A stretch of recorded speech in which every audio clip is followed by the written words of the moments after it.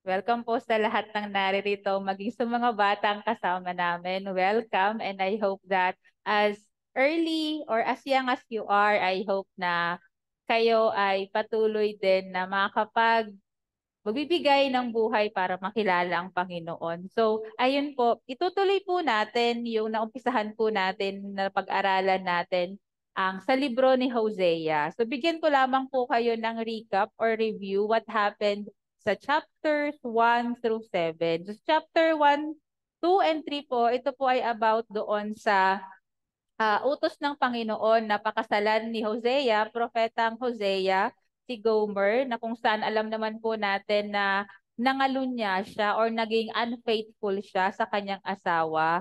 And doon din po ay nakita rin po natin na yung judgment ng Panginoon na ibinigay niya sa tatlong anak dahil sa pinangalan niya sa tatlong anak ni Gomer at ni Hosea. So, and then yung the rest po ng chapter 4, 5, 6, 7, ito po ay yung paulit-ulit na ginagawang pagkakamali or kasalanan ng mga taga-Israel sa harapan ng Panginoon. So makita po natin na ang Panginoon ay ginagawa ang lahat para tayo ay maisalba sa ating mga kasalanan. Binibigyan niya tayo ng choices, ipinapakita sa atin kung ano yung dapat nating piliin. Ganon ang ginawa niya sa mga taga-Israel during the time of Prophet Hosea na kung saan yung judgment niya, ayaw niyang ibigay lang yun basta-basta dahil galit siya sa mga tao. Pero ang ginawa niya, ipinadala niya si Propetang Hosea para magbigay ng babala at nang sa ganon ang mga ang mga Israelita ay magrepent at dumulog ulit sa Ama. So makikita po natin dito sa chapter 8. Ito po ay ang mga taga-Israel patuloy pa rin na nagkakasala kahit makailang ulit na nagbibigay ng babala si Hosea sa kanila. Sabi nga po sa verses 2 to 4, nagsusumamo sila sa akin, Diyos ng Israel, kinikilala ka namin. Pero itinakwil nila ang mabuti, kaya hahabulin sila ng kanilang kalaban. Sa verse 4 po, pumili sila ng mga hari at mga opisyal na hindi ko pinili. Gumawa sila ng mga Diyos-Diyosan mula sa kanilang mga pilak at ginto. Ano po yung significance ng sinabi dito sa salita ng Panginoon na Diyos ng Israel, kinikilala ka namin. Pero ang sabi ng Panginoon, itinakwil niyo ang mabuti. Madalas po sa atin na every time we are facing struggle or problem in life, madali sa atin sabihin na Lord, kailangan ka namin, na Lord, kinikilala ka namin, Lord, tulungan mo kami. Madalas nating mabilis sabihin yon. Pero ang sabi ng Panginoon, pero itinakwil mo ang mabuti, kaya hahabulin sila ng kanilang kalaban. During this time po, yung mga taga-Israel, sinabi nila yon pero hindi sila sincere. Pag sinabi po natin na hindi sincere ang ginawa natin sa isang tao, ibig sabihin, hindi po yun totoo sa puso natin. Kasi yung mga taga-Israel, they rejected yung goodness ng Panginoon. They rejected the message of God. Tapos sinabi nila na, Lord, kinikilala ka namin. Parang yung sa New Testament mo na sinabi sa Matthew chapter 7, 22 to 23, ang sabi dyan, many will say to me in that day, Lord, Lord, have we not prophesied in your name, cast out demons in your name, and done many wonders in your name? And then ang sabi ng Panginoon, then I will declare to them, I never knew you, depart from me, you who practice lawlessness. Di ba po? Madaling sabihin sa atin na Lord, every Sunday nagsisimba ako na Lord, lumalapit po ako sa inyo. In which moment of our life, lumalapit tayo sa Panginoon madalas? Sa tuwing tayo'y nahihirapan or sa tuwing madali ang buhay natin? Tanungin po natin yung sarili natin, how often do you come to God during yung maganda ang buhay mo? How often you thank God kung saan malago ang bawat area ng buhay natin? And on the other side, gaano ka rin kadalas humingi sa Panginoon kapag tayo'y nahihirapan? Di ba po, kung bibilangin natin, kung babalikan natin, mas madalas tayong humingi sa Panginoon or lumapit sa Panginoon in any area ng buhay natin kapag tayo'y nahihirapan. And we oftentimes forget, neglect the presence and the teaching ng Panginoon when everything is good in our life. Yun po yung sabi ng Panginoon sa mga Israelita, hindi sincere ang puso nyo sa pagtawag sa akin. Tumatawag kayo sa akin dahil kailangan nyo lamang ako. Pero nung meron kayong abundance, nasaan ako? Yun ang sinabi ng Panginoon sa mga taga-Israelite. Kaya ang sabi niya sa Matthew, I never knew you, depart from me, you who practice lawlessness. Di ba po, ang alam ng Panginoon ang bawat puso natin. We can lie in front of our family, we can lie in front of our friends, we can lie here in our church, pero we can never lie in front of our good Father. Lahat ng nasa puso natin, lahat ng nasa isipan natin ay alam ng Panginoon. At ang hinihintay lamang ng Panginoon ay tayo ay dumulog sa Kanya na may kababaang loob. Sometimes po kasi when we come to God, tayo pa po yung prideful tayo pa po yung mayabang, tayo pa po yung nagre-request na, Lord, gawin mo to, Lord, kailangan ko to. Where is the humility sa atin na bago tayo humingi sa Panginoon, humingi muna tayo ng kapatawaran. Humingi muna tayo ng kapatawaran sa lahat ng ating nasabi, sa lahat ng ating ginawa, sa lahat ng ating inisip. Ganoon naman po talaga dapat kung paano tayo manalangin sa Ama, di ba? And if there is unforgiveness, there is anger, jealous in our hearts, yun po muna ipadil natin sa Panginoon. Kaya ang sabi niya dito sa mga Israelita, hindi genuine ang paglapit nyo sa akin. Hindi genuine yung prayer nyo sa akin because you are still after sa desire mo, sa pagiging ambitious mo, sa full of your desire. Kaya ka lang naman lumalapit sa akin dahil kailangan mo ko. So yun yung sinabi ng Panginoon. And then sa verse 4 po, ang sabi niya, pumili sila ng mga hari at mga opisyal na hindi ko pinili. So napaka-importante po. Here in the Philippines po, we have a democratic country wherein we, the Filipinos, or we, the people of the Republic, meron tayong karapatan kung sino ang gusto nating piliin. And kung sino yung pinili ng majority will be elected as a president. Kaya naman po, we Christians, we believers of God, we the followers of Christ, we the disciples of God, dapat alam natin sa sarili natin, conviction natin, kung sino iboboto natin, regardless kung sino ang kilala, kung sino ang malakas. Kasi po kung sino ang maitatalaga na leader, di ba po lagi sinasabi is it will flow down to us. Kung sino ang nasa itaas, it will flow yung leadership. Kung hindi maganda ang namumuno sa isang lugar, kung hindi maganda ang namumuno sa isang komunidad, makikita po ito. It will reflect. It will reflect. Sorry po. It will reflect yung mga bagay na ginagawa niya. It will reflect yung stand niya sa mga bagay-bagay sa komunidad. And it will reflect yung faith, yung principle, and then yung lifestyle ng leader na pinili natin. Kaya naman po, it's very important for us to ask God, to pray God, Lord, sino po ang magiging leader ng bansang Pilipinas, ng aming barangay, leader ng aking pamilya, mapapangasawa mo, leader ko sa grupo ko. It's very important kasi ang sabi ng Panginoon, pumili sila ng hari at mga opisyal na hindi ko pinili.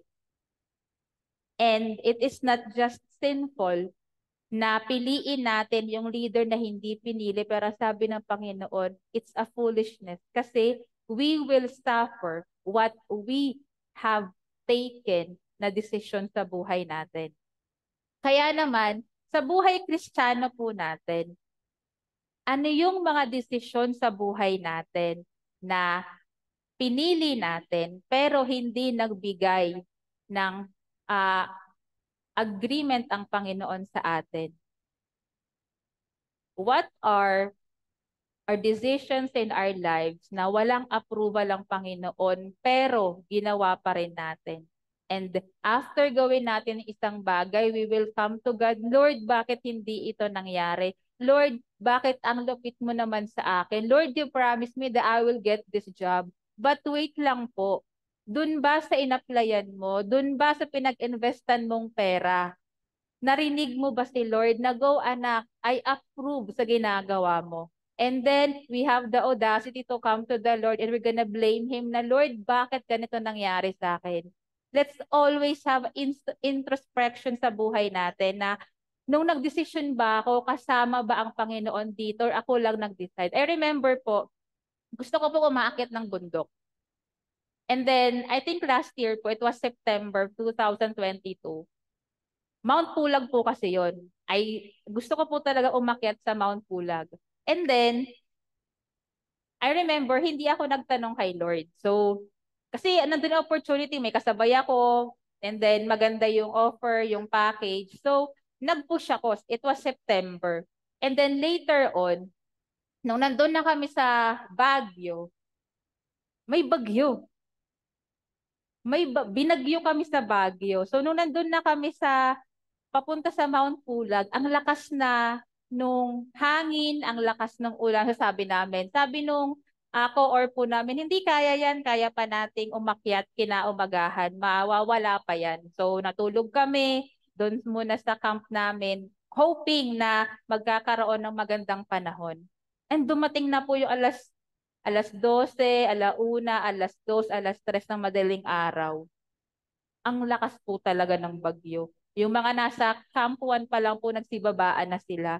So sabi ko, hala, di kami makakaakyat ng Pulag. Sayang lang. Kasi nagtuloy pa rin yung bayad namin eh. Nandun, binayaran namin yung core and everything, pati pagkain. So, isip-isip ko, sayang. And then, sinabi ko lang sa sarili ko, ayoko din to experience din to. Na-experience ko yung lamig sa Benguet.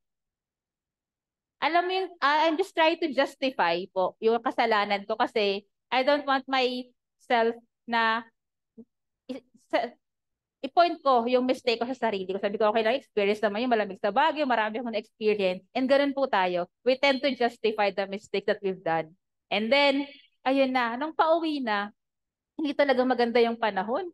As in, binagyo po talaga kami sa Baguio. So, ang ending, hanggang doon lang po kami sa lodging house. Hindi kami nakaakyat doon sa pinakaunang, kahit matrek man lang po, kasi talagang zero visibility po talaga. So, sabi ng core namin, sorry po, ganyan-ganyan. And nangyari po, sinabi pa namin na, ba't di naman sinabi ng core na hindi pala passable yung ano namin, dadaanan. Pero sinabi niya, okay pa daw. And then, nandun na yung pagsisisi namin para pinapointa namin na dapat sinabi ng core namin, hindi talaga possible para di na kami umalis.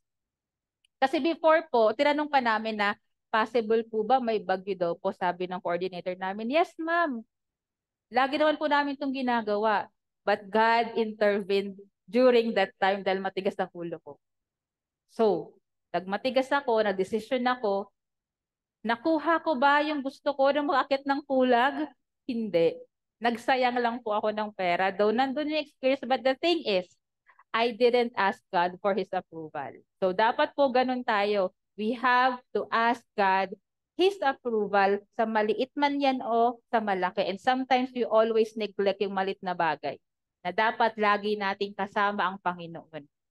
So sabi po dyan sa verse 11 to 13, kinonsider ng mga taga-Israelites yung ipinapababang mensahe ng Panginoon sa pamamagitan ni Propetang Hosea na strange sa kanila or sinasabi nila na ay hindi para sa amin yung message na yan. Kasi ang sabi diyan, nagpagawa nga sila ng maraming altar para sa mga handog sa paglilinis pero doon din sila gumawa ng kasalanan. Marami akong ipinasulat na kautusan para sa kanila pero ang mga ito'y itinuring nilang para sa iba at hindi para sa kanila. Ulitin ko po. Ito'y itinuring nilang para sa iba at hindi para sa kanila.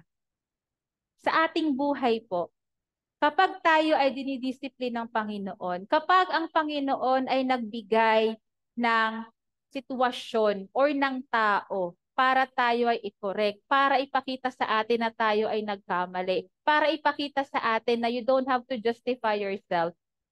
Di ba po madalas nagpo-point fingers tayo na, ay hindi ako yan, siya yun. Hindi naman ako yung nagkamali siya eh. Siya naman yung unang nang chismis sa akin eh. And then ginawa mo naman ng chismis ka din sa kanya. And when we were po sa Baguio, nung kasama po namin si Pastora Grace, madalas po kasi sa mindset namin is kapag may preaching, tapos kunwari may alam kaming isang tao na parang appropriate sa kanya yung message, sinasabi namin na, ay sayang wala si ganito, narinig niya sana to. But when we were in Baguio, no may conference po last August ba yun? Last August po ata yun. Parang inano kami ni Lord, through Pastora Grace sabi niya, kung hindi yung taong yang ang naririyan para makarinig ng mensahe at katotohanan, disiplina ng Panginoon, ibig sabihin, ikaw ang inaabot ng Panginoon. And then we realize, oo nga naman, no? Madalas tayo po ganun. Ay, dapat nandito si ganito para narinig niya to. Ay, dapat siya yung naka-receive ng message na to para alam niya yung gagawin niya. So para tayong mga Israelita na hindi para sa amin yun, para sa kanya yun. So kung sino man po ang nakikinig ngayong umaga, hindi aksidente na naririnig niyo po ang mensahe ng Panginoon. And do not point fingers na kung sino man dapat ang nakakarinig ng mensaheng ito. So sabi po dyan, they made altars for sin. Ano pang ibig sabihin nito? Sa decision po natin na ginagawa sa buhay natin, hinahayaan po natin ang kaaway na mag-create ng opportunity, ng situation para tayo ay magkasala. Sa maraming pagkakataon, we let the enemy or we open the door for the enemy para mag-create or para mag-produce ng opportunity na magkakasala. For example po, madalas ko po itong sinasabi na kapag nasa working place, tayo mga Kristiyano, di tayo umiinom. Because we do have a conviction. Hindi tayo naninigarilyo. Hindi tayo nakipag-party. And then, kapag tayo po ay nasa workplace natin and we have, kailangan nating makisama na kahit nag-aya ang boss natin, ay punta tayo sa ganito. Kapag mahina-hina po yung faith natin, yung conviction natin, may mga Christians po na napapainom. May mga Christians po na napapapunta sa party. So, if we didn't decide to go on that party or to go sa event na yon, hindi makakapag-create ang enemy ng situation na magkasala tayo. And I experienced that po. It was last year, sabi ko, hindi naman po talaga ako uminom. And it was the grace of God and strength of God na every time someone, kahit na po yung boss ko, ang nag-a-ask na uminom, they knew po na hindi po talaga ako umiinom. Umiinom pa ako tubig lang. And then sila, the rest yung ginagawa nila. So, my point is, kung hindi po natin kaya pangatawanan ang conviction natin, ang belief natin, why do you indulge yourself in that? Or bakit mo pahahayaan na mapunta ka sa sitwasyon na yun kung alam mo naman na hindi mo makikip yung conviction mo? So, ganun po ang sinasabi ng Panginoon na they made altars for sin. And ang Panginoon, sabi niya sa kanyang salita, marami akong magagandang bagay na nakaplano sa inyo. I do have great things for your future. Pero oftentimes, hindi natin yun pinipili. Para ang nangyari po kila Lot and Abraham, aware naman po kayo sa story ni Lot and Abraham, di ba? So, may situation na kailangan ng mag-depart or maghiwalay na ng landas ni Abraham kaka ni Lot. Si Lot, una siyang pumili. Sabi niya, dito ako. So kung ano yung natirang sa choice ni Lot, yun ang kay Abraham. And then God showed me na madalas ganun tayo. Akala natin, kasi nakita natin, ay mas maganda dito, mas maunlad dito, mas maraming opportunities dito ko. Because we are thinking na yung land na yon will give us the blessing. Na yung opportunity na yon will give us magandang position. Inuunahan natin. And yun ang nangyari kay Lot. Dito ako kasi maganda yung lupang to. Maraming opportunity. Pero, nasaan doon si Lord? Wala doon si Lord. Kasi yung blessing natin ay nanggagaling sa Panginoon. Kahit nasa magandang company ka, kahit nasa magandang subdivision ka, kahit sa nasa mapakagandang city mo, kung wala ang favor, ang blessing, ang protection ng Panginoon, everything will be useless.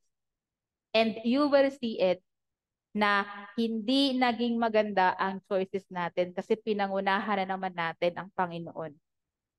And sa chapter 9 po, ito po yung punishment ng Israel. Ito po ay, alam naman natin na ang judgment ng Panginoon ay hindi lamang judgment. It's a divine judgment. But kaagapay nun ng divine judgment is the divine love of God. That He is just, He is good, and He is faithful. Kaya po pa ulit-ulit sa libro ni Hosea sinasabi na talikuran ninyo ang kainyong mga masamang ginagawa, lumapit kayo sa akin, and I can restore, I can redeem you to where you are right now. Pero matigas nga po talaga ang mga taga-Israelita, and hindi po lang mga Israelita ang matitigas sa ulo. Kahit man po maging tayo ngayon na namumuhay, ay matitigas po ang ulo natin. Ayaw nating matuto sa mga experiences natin. Ayaw nating mag-repent at binibigyan na tayo ng opportunity ng Panginoon to repent.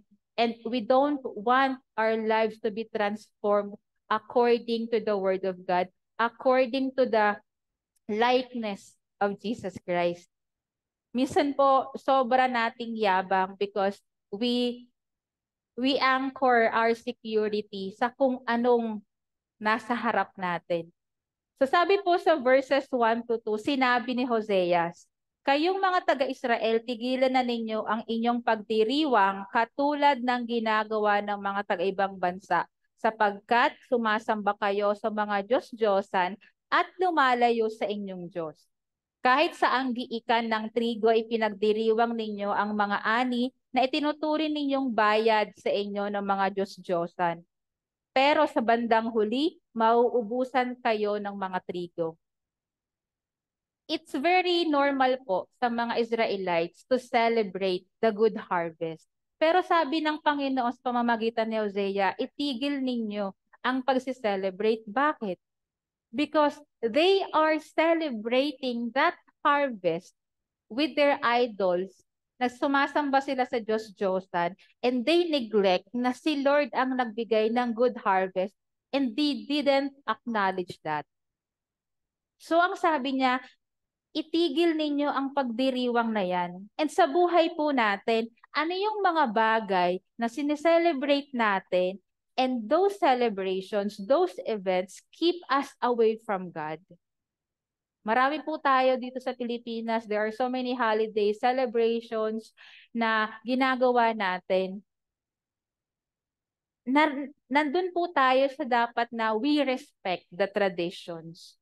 But we must stand in our conviction dahil alam natin na ang magiging result nun is we are keeping ourselves away from God. And I hope po, alam naman po ng bawat isa yon. So ang sabi niya nga po sa verse 7, mga taga-Israel, dumating na ang araw ng inyong kaparusahan. Ang araw na gagantihan kayo sa inyong mga ginawa at tiyak na malalaman ninyo na dumating na ang mga ito. Ang propetang iyan ay hangal, isang lingkod ng Diyos na nasisiraan ng ulo. Sinasabi ninyo iyon dahil marami na kayong mga kasalanan at galit kayo sa akin. Ito naman po ang madalas na response kapag it's very opposite po yung nangyayari, and then yung prophet is magpa-prophesy na this is what is going to happen kapag hindi nyo ginawa, and then ang nangyayari is masaya, walang any hint ng kapahamakan. Ang sabi nila, sira ulo ang propetang iyan. Pero hindi nila naiisip na alam ng Diyos ang lahat ng mangyayari sa kanila. So, tinanggihan na naman po nila ang salita ng Panginoon. Kaya ang sabi ni Hosea sa verse 17, itatakwil ng aking Diyos ang mga taga-Israel dahil hindi sila sumunod sa Kanya. Kaya mangangalat sila sa iba't ibang bansa. Ito yung sinasabi natin na ang mga taga-Israel ay magiging exile ulit. Mawawala sila sa lupa nila and then they will go to other country or to other territory wherein they don't have the rights to worship or to do anything that they want kasi they are exiled. And yun daw ang mangyayari. Pero binaliwala na naman ng mga taga-Israelay. Grabe na yung disappointment and anger ng Panginoon sa kanila because they are trapped in their rituals and idolatry sa ating buhay. Paano po tayo nabubuhay araw-araw? Lagi sinasabi sa atin again ni Pastor Grace, our Christian life, our lifestyle should be a straight line, a linear. But sometimes most of us, even if we are Christians na, we are living in a life in circles. Yun po yung madalas sinasabi. And if we are living in a life of circle, everything is like a routine, and we are trapped. Di ba po ang circle walang ending yan? Paikot-ikot lang yan unless you break it with the relationship natin sa Panginoon. Unless you decide na I will stop this life of circle. And then that circle, mabibreak yan and it will be a straight line. Di ba po ang line nag-uumpisa sa tuldok? Ang buhay natin kailangan nag-uumpisa sa point. And ang point na yon is si Jesus Christ. And when we live yung buhay natin and we walk with Him in obedience and faith, we are walking in a straight line. Pero ang mga Israelite po talaga, hindi sila nakikinig, matitigas ang ulo. They are so stubborn.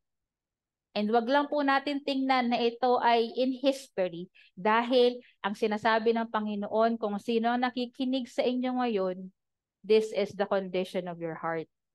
And please, let us not neglect it. So, alam naman po natin tuwing tayo nagkakasala, hinaharden nito yung puso natin. And when the sin hardens our heart, nagiging bingi tayo sa Panginoon, nagiging bulag tayo sa pinapakita ng Panginoon. And yung senses po natin, nagiging useless. Nagiging useful ang senses natin sa makabundong mga bagay. But in spiritual world, sa spirituality, lahat yon nagiging walang bisa. Unti-unti because we let the sin hardens our heart. And paano po natin mariresolbahan na hindi tumigas ang ating mga puso? Tayo po ay lumapit sa Panginoon na may pakumbabaang loob. Di ba po sabi sa salita, the Word of God is active, living and active. It penetrates even to the dividing soul and spirit. Double-edged sword po yun eh. Na it's either tumigas ang puso natin or lumambot ang puso natin. And most of the time, mas tumitigas po yung puso natin sa correction ng Panginoon. Bakit? Kasi we don't understand. Kasi tayo ay bingi, tayo ay bulag. And tayo ay manhid. So sa chapter 10 po, verses 1 to 2, ang mga taga-Israel noon ay parang tanim na ubas na mayabong at hitik sa bunga. So it signifies po yung prosperity, abundance ng buhay natin. Pero habang umuunlad sila, dumarami rin ang ipinapatayo nilang altar at pinapaganda nila ang alaalang bato at sinasamba nila. When our lives are in a prosperous situation, napapansin po natin, we tend to use our resources then, our time, our money, in our own desire na marami na rin po tayong plano sa buhay natin. Ganun yung sinabi ng Panginoon na in their prosperity, they forget me or they neglect me. Ang sabi ng Panginoon, kapag tayo ay namumuhay ng may kasaganaan, dapat hindi natin nakakalimutan ang may kapal. Habang umuunlad sila, dumarami rin ng ipinapatayo nilang altar at pinapaganda nila ang alaalang bato na sinasamba nila. Habang umuunlad, nagiging simultaneous po. While we are being blessed, napaprosper tayo, sa kaakibat nun, ano po ginagawa natin bilang isang anak ng Diyos? Na aalala pa po ba natin yung responsibilidad natin? So yung mga taga-Israelita po, when God blessed Israel with abundance, they spent it on themselves. And I hope po, nangungusap sa atin ng Panginoon na Lord, nung nagka-increase ako, saan ko dinala yung additional increase sa sahod ko? Na Lord, nung nagka-business ako, saan ko dinala yung naipon ko? Na Lord, nung nagka-relationship ako, anong nangyari sa relationship ko sa'yo? Na Lord, nung nakuha ko na yung dream ko na bahay, anong nangyari sa relationship ko sa'yo? So yun ang gustong ipaalala sa atin ng Panginoon na sometimes we do too much spending sa resources natin, too much spending sa time natin. We go traveling kasi may pera tayo. We go eating kasi may pera tayo. Shopping kasi may pera tayo. Because we live in abundance. Maganda ang buhay, marangya ang buhay. And yun ang ginawa ng mga taga-Israelites. Yung blessings ng Panginoon, they use it, they spend it in ungodly ways. At ako po ay guilty sa ganitong mga pangyayari. And in that mistakes, God disciplined me and I submit myself sa ganung mga kasalanan. Dahil may moment din po ng time ko, nung ako po ay sumahod ng malaki-laki than my usual salary sa nakailang trabaho ko, ilang companies ba, mga 3. And then yung pang-apat ko after praying for 5 years, nung nakahawak ako ng medyo malaking pera, dahil first time ko makahawak, ay, ganito pala yung may sahod na malaki-laki. So, alam niyo po, unang binili ko, yung mga bagay na gusto ko, bumili ako ng sapatos, ng relo, and everything. Wala naman pong masama na bumili tayo ng mga bagay para sa atin, para tayo ay magmagandang itsura naman. Dahil ang Panginoon ang gusto niya, tayo ay pleasing before other people. He wants to bless us, to prosper us. But the question is, and the point is, nasaan na naman ang Panginoon sa spending natin? So, God taught me, nagipit ako and everything, may mga kailangan akong bigyan, hindi ko nabigyan because inuna ko yung sarili ko dahil sabi ko, first sahod ko naman to, okay lang. And then yung tsinelas na gustong-gusto ko po na binili ko, ang ending po, may ng Arbor noon, hiningi. So, hindi ako nakatanggi. So, yung tsinelas na inaay ko na for so long na nabili ko, nawala rin po after isang month. Kasi, hindi ko po matanggihan dahil isang malapit po yun sa puso ko na nanghingi and sobrang laki ng tinulong niya sa akin nung nag-aaral ako. And she was my aunt.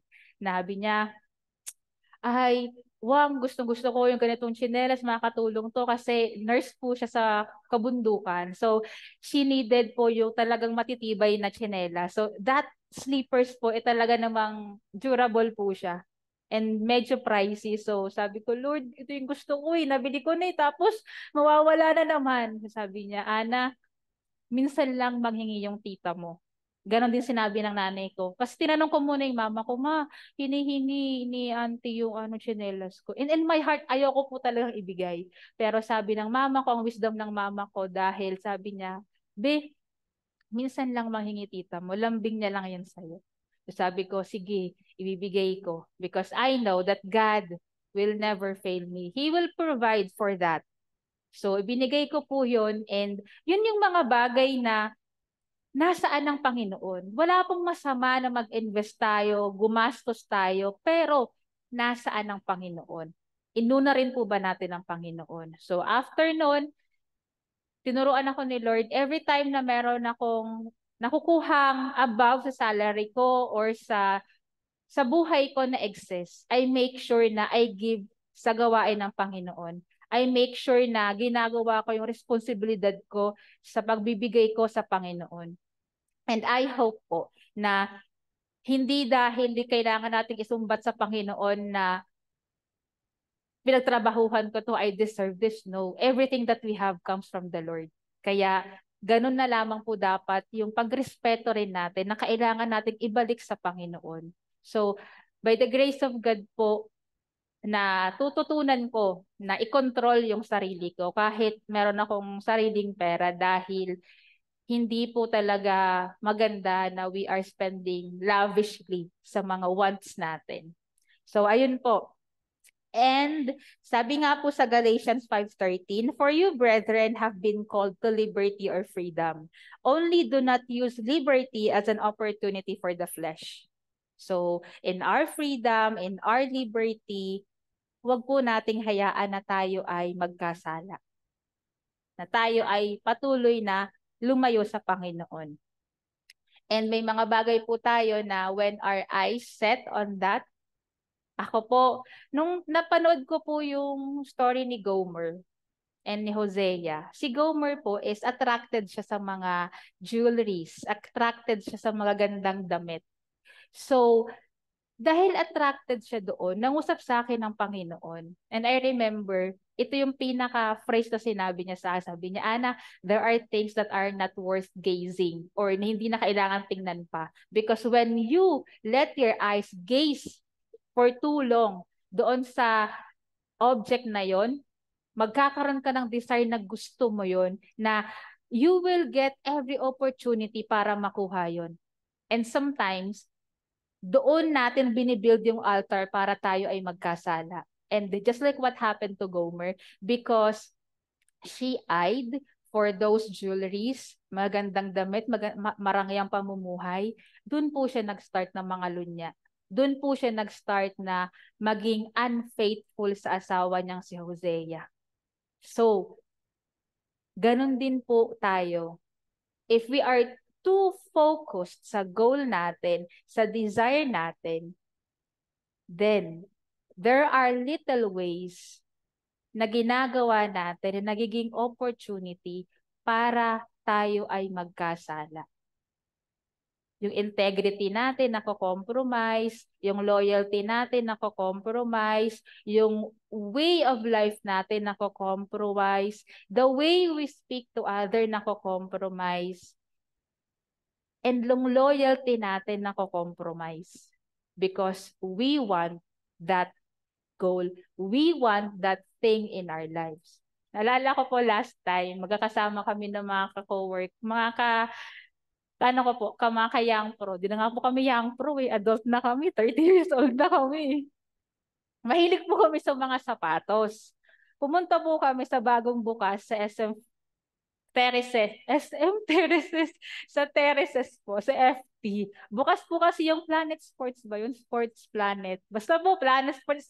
Yun daw po yung pinakamalaking shoe retail sa dito ata sa Caloocan o sa Pilipinas. So, kami po talaga, mahilig kaming ng sapatos, especially white shoes. So, pumunta kami doon, nanlaki lang po yung mga mata namin. Nainggit lang po kami sa mga sapatos kasi ang mamahal. So, kami po magkakasama kami. We responsibly control yung sarili namin na kahit kaya naman or may pang swipe naman pero hindi, kailangan nating unahin yung mga pangangailangan sa church or sa pamilya or sa bahay. And that's what I love po sa mga kasamahan ko dito. We always remind ourselves what to prioritize kahit alam na namin na, uy, deserve naman natin to. Uy, ano naman natin to. Pero because we know the needs dito and we needs yung sa Panginoon, sige, next time na lang. Dahil alam naman namin na hindi bulag ang Panginoon para makita yun na kailangan namin yun, we desire namin yun, and in His perfect time, ibibigay niya yun. Maraming pagkakataon po sa buhay ko na ilang beses kong pinapalampas yung gusto ko, and then, sinusurprise na lang ako ng Panginoon, may magbibigay sa akin, may mag-aabot sa akin, na, ay, hindi ko na pala kailangan bilhin to kasi nandito na. ibinigay na ng Panginoon. So may mga ganong pong ways ang Panginoon. Kahit minsan po nagkikrave ako ng mga bagay na mas mahal pa, pwede naman na yung last time po pumunta ako sa Korean store, kapag nasa restaurant po kasi ng Korean store, aabot po yun ng 600. So nagkikrave na po talaga ako ng jajangmyeon. Ano po yan black noodles po sa Korea. So meron pong Korean store sa may SM Fairview banda. So, sabi ko, Ju, nagkikrave talaga ako sa jajangmyeon. Pag pumunta po kasi ako ng Kalayaan, around 600 babayaran ko para sa pagkain na yon. So, binigyan pa ako ng wisdom ng Panginoon, Ana, crave na crave ka na dito. Pumunta ka sa Korean store, 105 lang yung noodles na to. And with the same quality. Ang sarap po. So, nasatisfied. Parang niyak-iyak na ako. Kasi sobrang nagkikrave na talaga ako sa ganong noodles. Kasi every year po pumupunta po talaga ako doon sa restaurant na yun. Sabi niya, Ana, kailangan mo munang kontrolin yung finances mo. And yun, satisfied po talaga ako dun sa nabili namin sa Korean store. So, I thank God for His wisdom dahil sa 600 to 100. So, ang laki po ng difference. Dinasave ko pa po. So, yun po yun. And then, sabi po sa verse 3, siguradong sasabihin nila sa bandang huli, wala kaming hari dahil wala kaming takot sa Panginoon. Pero kahit na may hari kami, wala rin itong magagawang mabuti para sa amin. During that time po, yung mga taga-Israel, wala silang hari. So parang they wonder, dahil walang namumuno sa kanila. And they don't see God na maglilid sa kanila. Kaya ang sabi nila, wala kaming hari dahil wala kaming takot sa Panginoon. So who is the king of our hearts? Who is the king sa buhay natin? And kung sino yung king na nakaupo sa puso't isipan natin, yun ang magro-rule and reign in every decision sa buhay natin. And we should always i-keep natin yung sarili natin na alam mo na si Lord pa ba yung nasa puso ko? Si Lord pa ba yung priority ko? Si Lord pa ba yung minamahal ko? Si Lord pa ba? Siguro po lagi yung sinasabi na paulit-ulit yun na lang sinasabi because we are children of God. Hindi naman po tayo yung mga tao na nasa mundo na hindi tinanggap si Jesucristo. Kung hindi nga po talaga natin tinanggap si Jesucristo, pwede niyong gawin lahat. But we decided to accept Jesus Christ. That's why we have to adjust our lifestyle ayon sa kalooban at ayon sa salita ng Panginoon. Dahil yun po ang nakasulat. At dahil kinilala natin na si Jesus Christ ang ating Lord and Savior, so the Lordship of Jesus Christ should always increase hanggang mapuno na tayo until none of us sa buhay na natin. So, ang sabi ng Panginoon sa verse 12, palambutin ninyo ang inyong mga puso tulad ng binungkal na lupa. This speaks of being humble in front of the Lord. Magtanim kayo ng katwiran at mag-aani kayo ng pagmamahal.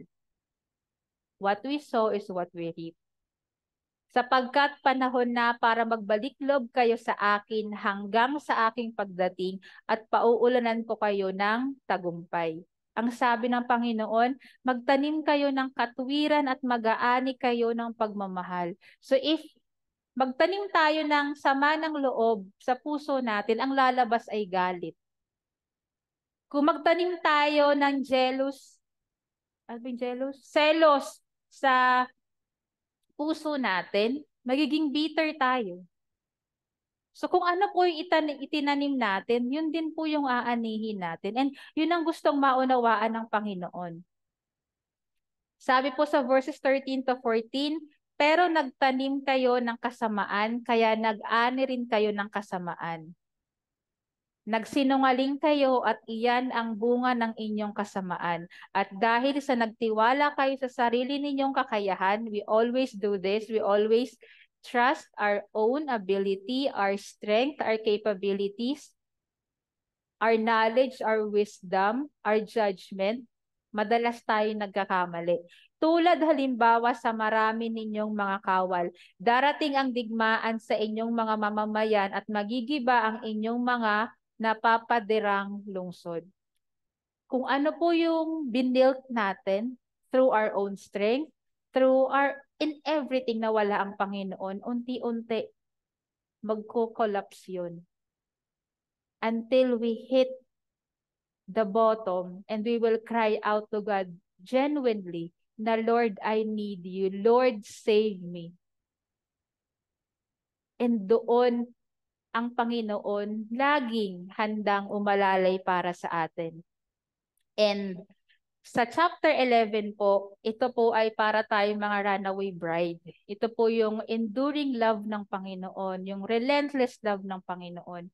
Kahit lagi siya nagbibigay ng judgment, ipinaparating niya sa pamamagitan ni Hosea, laging may kaakibat yon na hope para sa lahat ng mga nagkakasala. Ang sabi niya sa verses 3 to 4, ako ang nag-alaga sa kanila, inakay ko sila at tinuruang lumakad. Ganun po ang ating mga magulang, di ba? When we were kids, we don't know how to walk because wala tayong balance. But ang ating mga magulang, tinuruan nila tayo kung paano maglakad, binigyan niya tayo nila ng material kung paano maglakad. Yung walker po ba yun, ang tawag doon, yung walker, para tayo ay matutong maglakad. The same way with God. Binibigyan niya tayo ng mga bagay na kailangan natin para tayo ay patuloy na lumakad kasama niya. But ang sabi niya sa mga taga-Israel, pero hindi nila kinilala na ako ang kumalinga sa kanila. Pinatnubayan ko sila ng buong pagmamahal tulad ng isang taong nag-aangat ng pamatok. Yung pamatok po yung sa mga hayop, yung yoke ba ang tawag doon in English. Yun po yung pamatok. Sa baka upang mapakain ito. So, ang Panginoon, buong pagmamahal niyang binibigay yung patnubay niya sa atin, yung paggabay niya sa atin. Pero nga ang sabi niya, hindi nila kinikilala na ako ang kumalinga. Sometimes, yung praise na dapat nasa Panginoon, inaangkin natin. Sometimes, yung praise na dapat sa Panginoon, sa mga taong ginamit niya, ibibigay natin sa mundo. Dahil mas naniniwala tayo na ito nabigay sa akin ng karangyaan. Pero yung karangyaan na yon ay ibinigay ng Panginoon sa pamamagitan ng iba't ibang sitwasyon o iba't ibang tao.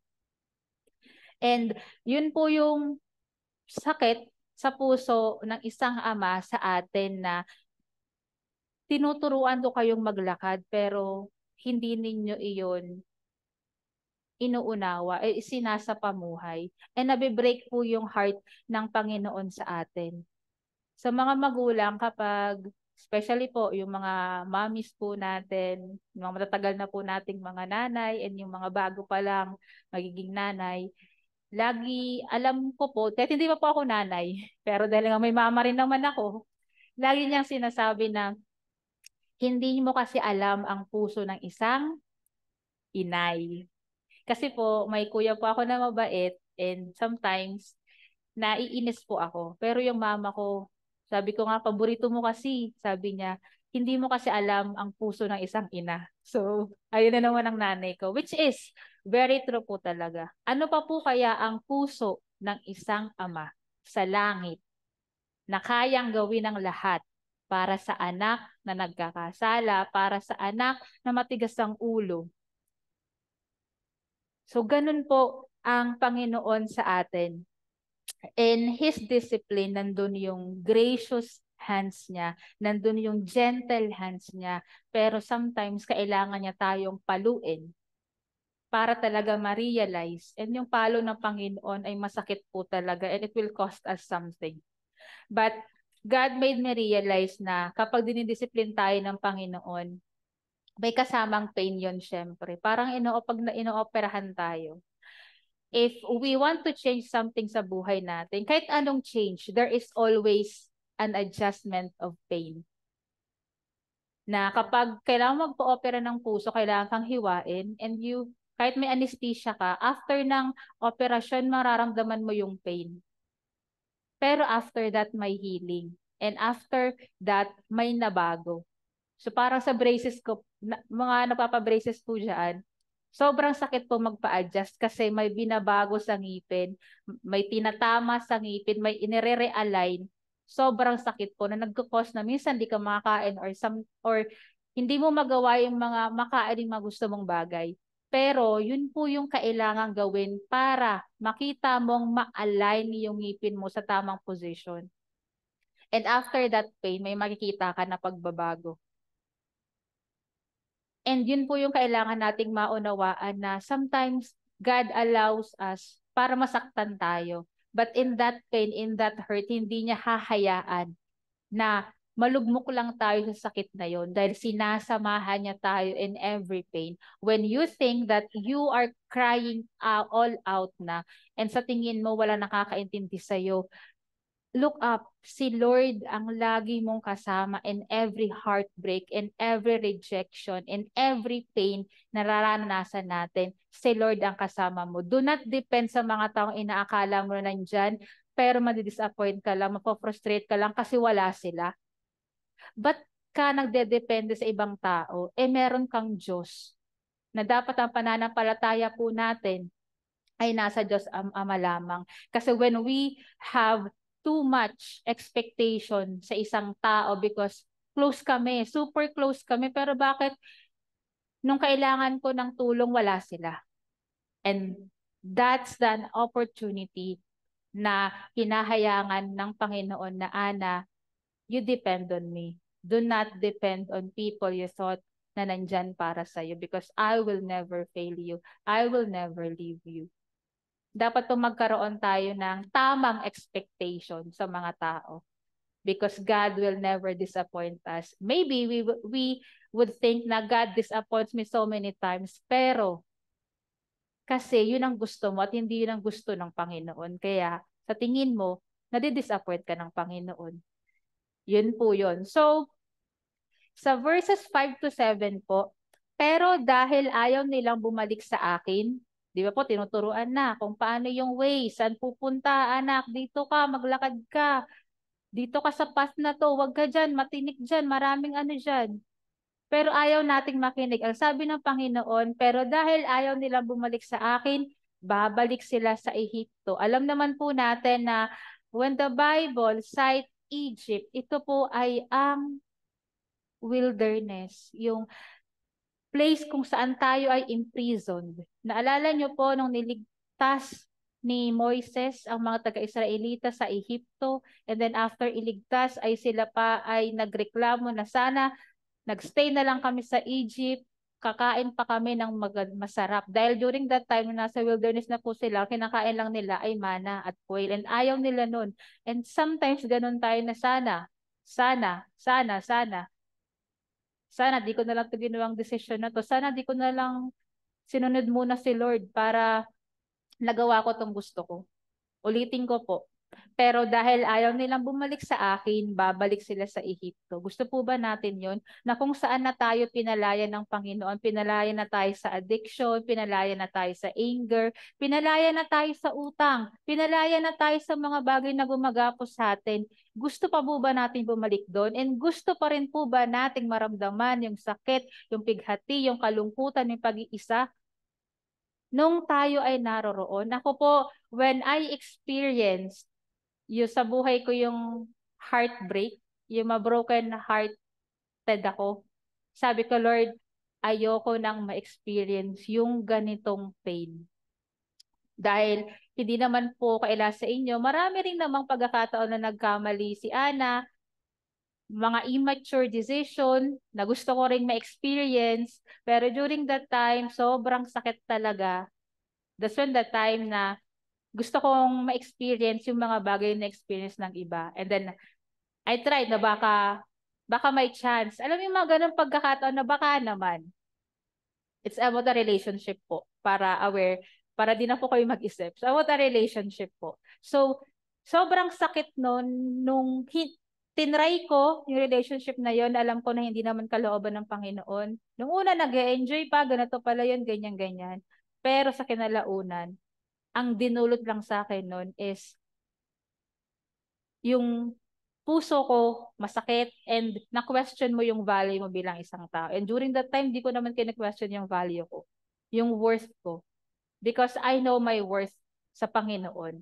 Kaya, habi ko, Lord, ayoko nang umiyak, ayoko nang malungkot, ayoko nang maramdaman yung mga bagay na yon. At maghihintay ako sa tamang tao, sa tamang pagkakataon na ibibigay mo. And after that, hindi ko na siya priority. Kahit magsasabi na ilang taon ka na, ganyan-ganyan, wala ka pa bang boyfriend, hindi ka pa wala mag-asawa. Sabi ko, na-traffic pa sa EDSA. And then, I don't want to, especially po yung mga hindi naman talaga Christians or nakakaintindi ng conviction natin na we have to marry the same belief. Dapat same faith tayo. So, hindi na po ako nag-uubos ng oras for them to understand kasi di po talaga nila maiintindihan. But if there's a chance para sabihin, they would understand and they would respect it. So, kaya naman po sa trabaho ko, every time na may meeting po kami or may face-to-face po kaming kitaan kasi work from home lang po ako. Kapag nalaman po nila na, 32 na ba ako? 32 na pala ako. So, 32 ka na? Sabi nga sa amin, uy, di halata. Pero madalas po sa amin nasasabihan niya na, uy, hindi halata sa inyo. Kahit si Julie, si Janil, si Karen, mga kasama. Uy, hindi halata sa inyo na nasa 30 na kayo. Siyempre, na kay Lord eh. So, minsan ganun na lang po yung biruan namin. But, true po talaga, madalas na napagkakamalan kami na we are younger than our age. So sabi ko siguro ganoon talaga nagagawa kapag hinahayaan mga Panginoon na kumilos. But mind you po, we feel frustrated sometimes. We feel na bakit wala nagkakagusto sa amin. We feel na bakit sila, may pamilya na, may boyfriend na, engaged na, kakasal na, bakit? Pero at the end of the day, God will, in my case po, God will pat my head and then, Anna, just be patient. You are becoming. You are becoming while you are waiting. Tapos na ako dun sa pinagpipray ko yung godly person para sa akin. Tapos na ako dun. 32 na ako eh. So, I am just praying for myself na, Lord, lead me to the path where I am becoming the person, the woman you want me to be. Tapos na po ako dun sa siguro sa mga niro-romanticize sa mga Korean drama na yan, mga Koreano na yan. Tapos na po siguro ako rin. I praise God dahil nakalaya na ako dun. So yun po yun. Sometimes we decide in our own ways na napapahamak lang tayo and our own wrong decision makes us hurt and feel the pain na unnecessary naman na. But mind you po, walang sinasayang ang Panginoon na kahit nagkamali tayo sa desisyon na yon, in that pain, in that situation, marami pa rin pong tinuro ang Panginoon sa akin. Kaya hindi ko po i-invalidate lahat ng na-experience and emotion ka na yun. But one thing, I ask the Lord na, Lord, ayoko na po talagang maranasan yung sakit na yun. Yung sakit na naranasan ng puso ko, ng isipan ko, ng buong pagkatao ko. And I will just wait upon you. Ayan po. So, sana po, hindi maging cliche sa atin. Di ba po meron tayo term sa English na cliche. Pag sinabi natin cliche, it's very calm, it's very normal to hear, to see, and everything. Pero sana po ang salita ng Panginoon will never be cliche sa atin because every word ay isinulat ng Panginoon and every word na mababasa natin sa salita ng Panginoon ay merong significance sa atin. So, sa chapter 12 po, it's about a call of repentance na naman po sa atin. Paulit-ulit po. It's a cycle po. Magpapadala ng judgment ng Panginoon. Hihikayatin na Hosea na magrepent ang mga taga-Israelita. Pero they just gonna live their own lives day by day. And then ang Panginoon na naman magpapadala na naman. And then paulit-ulit nagiging lifestyle na ang pagkakasala at ang Panginoon hindi naman napapagod na magpadala ng pagkakataon na para tayo ay magrepent sa Kanya. Ay balikan ko lang po pala yung sa verse 8 to 9 sa chapter 11. Ang sabi niya diyan, mga taga-Israel, hindi ko kayo magagawang itakwil o pabayaan na lang. I always remember this po, na kahit especially po sa nanay ko. sa mga magulang po siguro, sa mga kananayan, no, na kahit galit na galit sila at that moment sa anak nila na gusto na nilang gawin yung mga bagay na di nararapat. But at the end of the day, iiral pa rin po yung pusong ina. Madalas po sinasabi ng nanay ko, lumayas ka na sa amin po or sa kuya ko na, o wala na akong pakialam sa iyo kapag nagkamali ka pa ulit, hindi na kita tutulungan. But every time na nagkakamali kami or every time na may nagawa kaming kasalanan, na-end up pa rin po kami sa bisig ng aming ina. Na hindi niya pa rin po talaga, I believe po, ganun po yung mga heart ng mga magulang, na kahit anong sama na, kahit anong inis na, galit na, tampo na nito sa mga anak, iiral pa rin po yung puso bilang isang magulang, puso ng isang ina. Kasi ganun na lamang po dinisay ng Panginoon yung puso ng mga magulang para sa kanilang mga anak, because God wants us also to understand the heart of being a father. Dahil tayo man po ay magiging mga magulang, kahit ako man po ay single pa sa ngayon, I am praying and hoping na magkaroon din po ako ng pamilya. Pamilya na we will serve the Lord as a whole family din. So, I hope po na tayong mga kabataan pa, mga youth pa na nakikinig dyan, let's love and respect our parents. Na kahit madalas silang mag, mag, ano sa atin, magbunga nga sa atin, let's be thankful and grateful that everyday kasama natin sila, na sa pagdilat ng ating mga mata at tenga, ang naririnig natin ay ang boses nila. Kasi darating ang araw na tayo ay magiging magulang na rin, wala na tayong maririnig na ganun. And lagi pong sinasabi ng nanay ko, tuwing na-miss niya yung lola ko, sasabihin niya na nami-miss niya daw ang mga pangaral, ang disiplina ng kanyang mga magulang. So dapat po ay ganun din tayo. Sabi ng Panginoon, how can I give you up, Ephraim? How can I hand you over, Israel? Yun ang sabi ng Panginoon, di ko kayang itakwil o pabayaan man lang. Saan niya tayo ibibigay? Sa kaaway? Kay Satan? Sa mundo? Anak niya tayo eh. Ayaw niyang mangyari yon sa atin. Kaya ginagawa niya lahat ng paraan. Ginagamit niya ang mga iba't ibang tao para tayo ay abutin. Pero if we are not going to humble ourselves, wala pong magagawa ang Panginoon dahil puso. He has given us a free will to decide. So, let's choose wisely po sa buhay natin. So, sa chapter 12 po, verse 1, ang mga taga-Israel ay umaasa sa mga walang kwentang bagay, buong araw nilang hinahabol ang mga bagay na nagdadala sa kanila sa kapahamakan. So there are some things in our lives, opportunities in our lives na kakahabol natin ay napapahamak tayo. Kakahabol natin ang mangyari, maraming nasa-sacrifice na relationship. Nagkasamaan kayo ng loob ng kaibigan mo, ng best friend mo, dahil ito yung gusto mong mangyari. Walang nag-give in, walang nag-surrender, walang nagpakumbaba. Sabi, umaasa sa mga walang kwentang bagay at buong araw nilang hinahabol ang mga bagay na nagdadala sa kanila ng kapahamakan. So sa verse 8 to 9, nagyayabang pa kayo, sabi niya. Nagyayabang pa kayo mga taga-Israel at sinasabing, nakapag-ipon kami ng kayamanan at napakayaman na namin ngayon.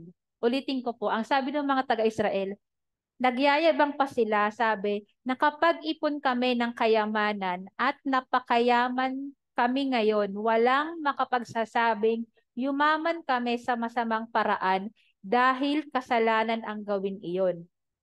Kaya ako, ang Panginoon ning Diyos na naglalabas sa Ehipto ay nagsasabi, patitirahin ko kayong muli sa mga kubol gaya ng ginagawa ninyo sa panahon ng pista ng pagtatayo ng kubol. Kubol po is a tent.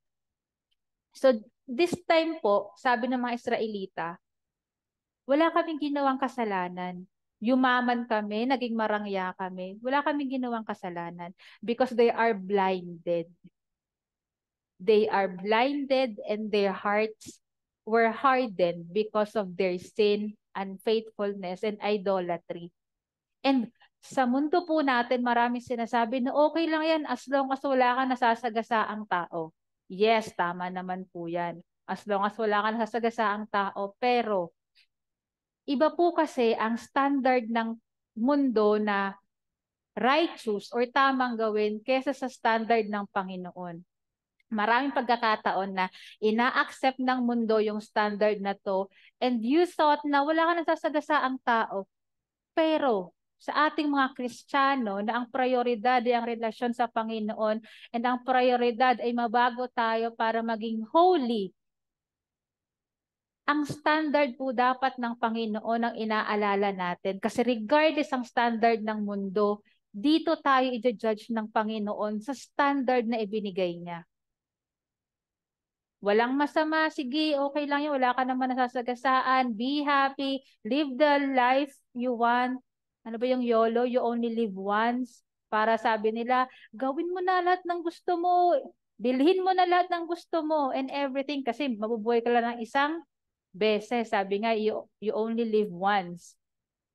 Pero po sa atin, after our life, after we die, we still have eternity. And doon po ang totoong buhay na gustong ibigay sa atin ng Panginoon. And the eternity is when the moment we accepted Christ as our Lord and Savior, we have eternity with Him. Pero madalas po yun is nasa-sacrifice natin yung mga bagay-bagay na yun. And then, sa chapter 13 po, sabi dyan ng Panginoon, we have to have wisdom. Remember po yung naturo po namin na Book of Proverbs. It's a book about wisdom, how we live our daily lives in this world.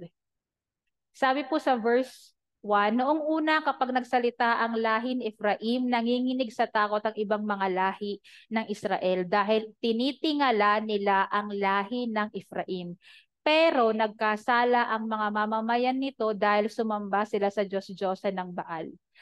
It speaks of our authority, our integrity, na when we stand in front of people, they respect us. Na kahit hindi natin i-force yung mga tao na, hey, you respect me.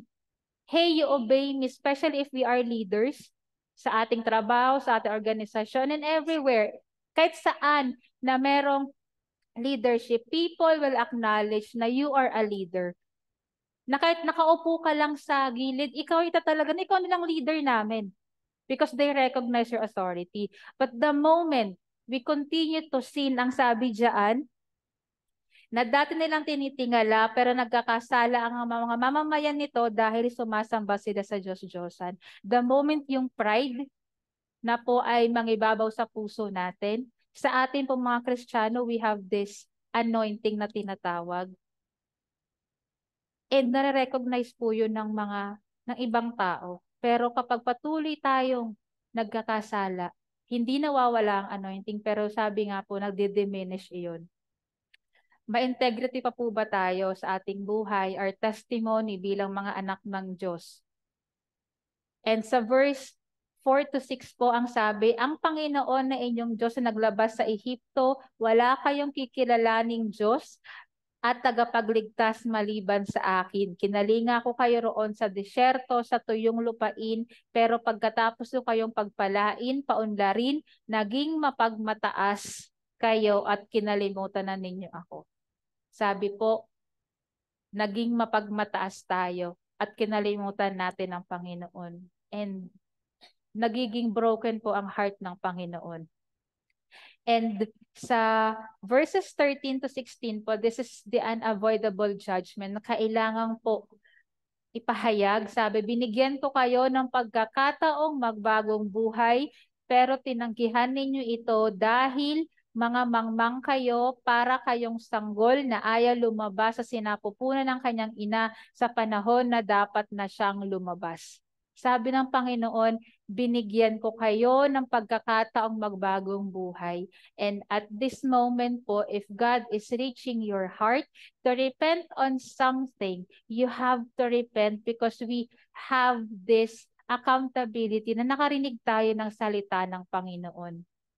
Na kung inaabot ng Panginoon na wag mo nang ituloy ang pinaplano mo, binabalak mo, you repent and you forgive some people dahil kailangan para sa matiwasay mong buhay, wag na po tayong magpatigas.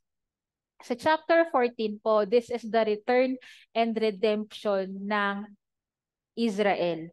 So sabi po sa verses 1 to 5, sinabi ni Hoseas, ito po yung sabi ni Hosea na dapat sabihin ng mga taga-Israel, mga taga-Israel, magbalik loob na kayo sa Panginoon na inyong Diyos, na pahamak kayo dahil sa inyong kasalanan.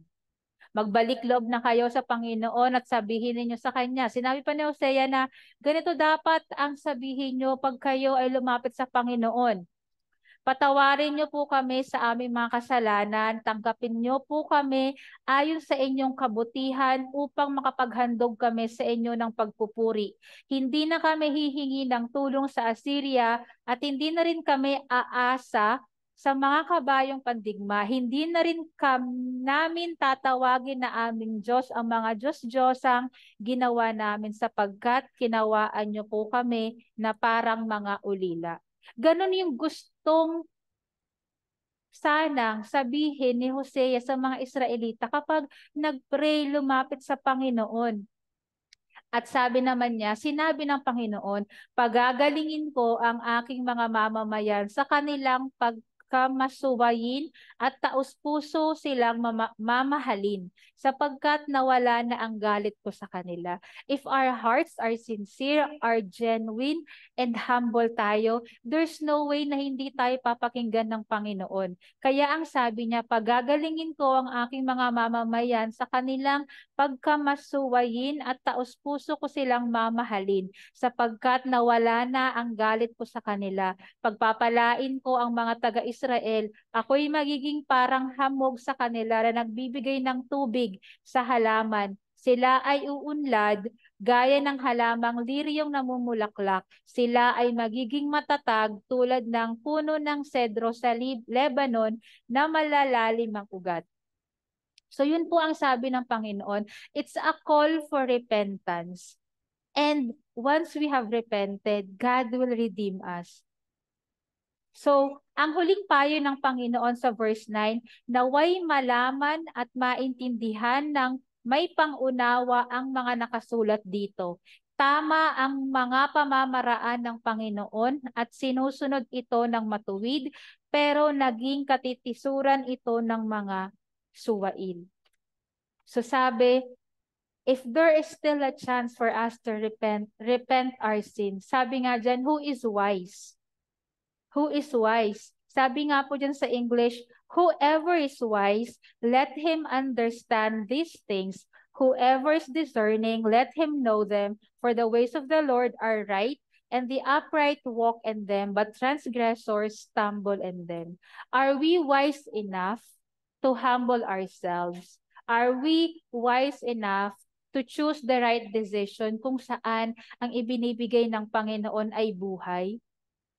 Dahil madalas po sa ating buhay, mas pinipili natin yung bagay na gusto natin kesa ang gusto ng Panginoon.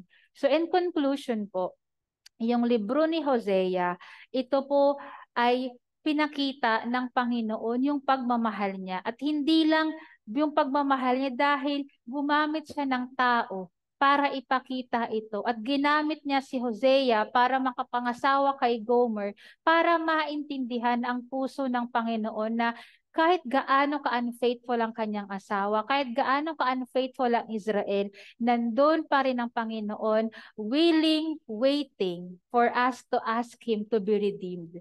And yun ang hinihintay sa atin ng Panginoon. So, paulit-ulit po yung binigay ng Panginoon na judgment sa sin, and lagi na rin pong hinahayaan ang Israel, ang bansang Israel na lumapit sa Kanya. Pero dahil matigas ang puso, ayaw nilang lumapit sa Panginoon. So, regardless po yung mga nagawa nating kasalanan, regardless how far we may stray, His arms are still open, wide open, waiting sa atin na tumakbo papalapit sa Kanya at humingi ng kapatawaran. So, sa umagang pong ito, I hope po na instead of running away from God and running towards the world, let's run papunta sa Panginoon, sa presensya ng Panginoon at hayaan natin na kahit tayo ay nadapa, nasugatan, nasaktan, hayaan natin na yakapin tayo ng Panginoon na kung hindi mo na kayang lumapit sa Kanya, kakargahin Kanya papunta sa Kanyang puso. Dahil gano'n ang pagmamahal ng Panginoon. Lagi kong na-visualize yung ginawa ni Gomer nung kinarga niya nung kinarga ni Hosea si Gomer nung nasa auction siya. When she is being sold as a slave, ibinenta lahat o binigay lahat ni Hosea ang kanyang ipon para lang mabili ang kanyang asawa. At nung nabili niya iyon, hindi niya na hinayaan na lakad ka na, tutulungan kita.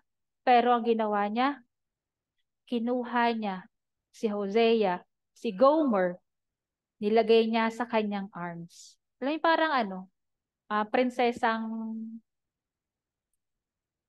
pag-angat. Ano ba yun? Pag-carry. Para siyang princess na kinuha and sa nilakad niya palabas sa napakaraming tao na punong-puno ng judgment. So ganun ko lagi na-visualize ang pagmamahal sa akin ng Panginoon na kahit ako ulit na nagkakasala dahil I'm not perfect. I'm far beyond being perfect po mga kapatid. And every time I stand here in front of you, I still ask, Lord, why me? But God will always tell me na, Ana, do not look at yourselves. Look at me. Because every time I look at myself, hindi talaga ako karapat-dapat. Pero ang Panginoon lamang ang makapag-decide if I am still be here giving His word. So, I hope po na tayo ay merong natutunan. Tayo po ay masayang uuwi sa ating mga bahay na merong pag-asa, merong kapayapaan, at higit sa lahat, alam natin na mahal tayo ng Panginoon. So let's pray. Hallelujah, Father. Lord, we thank you for who you are in our lives. We thank you for you are our good Father. We thank you that you are so merciful, that your love for us is so relentless, that your arms are wide open for us, O God. Lord, accept us, O God. Help us to humble our hearts, Panginoon. Hayaan mo, Lord God, na today, moving forward, help us to choose every path, every decision na kung saan ipinapakita mo sa amin, Panginoon, na doon dapat kami naglalakad, O God. Panginoon, ipakita mo po sa amin ang mga pagkakataon na kami ay nagkakamali. Give us understanding and wisdom so that we are going to love your law, Panginoon. Maraming salamat po dahil ibinigay mo sa amin ang iyong bugtong na anak, Panginoon. Maraming salamat dahil may mga tao kang ginagamit para kami ay abutin. Maraming salamat dahil sa aming kapighatian, sa aming paghihirap, alam namin na ikaw ay naroon, O God. Kaya Panginoon, naririto kami ay inyong patawarin, Panginoon. Maraming salamat po dahil alam namin ang pagmamahal mo ay sapat na at higit pa para kami ay magsimula uli. Lord, we thank you, we glorify you. In Jesus' name we pray. Amen. Jesus Christ is the same yesterday, today, and forever. Yun po ang lagi nating tatandaan. And thank you very much po sa lahat po ng nag-join via FB, Zoom, and dito po sa church. We really appreciate your time po and your effort to have time with the Lord. And maraming salamat po. And next Sunday po, we'll be continuing po yung study po natin sa Minor Prophets po. And I think po, the Book of Joel na po ang ating pag-aaralan. So, Pastora Grace, I think, will be here this coming December. December na po pala next week, no? December 3rd na, ang bilis po. So sana po mabilis din ang pagbabasa natin ng ating Biblia para nang sa ganun tayo ay nakakasunod po sa ating pag-aaral. And once again, thank you very much po. Let's have a victorious weekend. Let's have a victorious life sa Panginoon, and let's be hopeful sa lahat po ng sitwasyon ng buhay natin because we are serving the true living God. And thank you po and see you again po this Sunday. Maraming salamat po.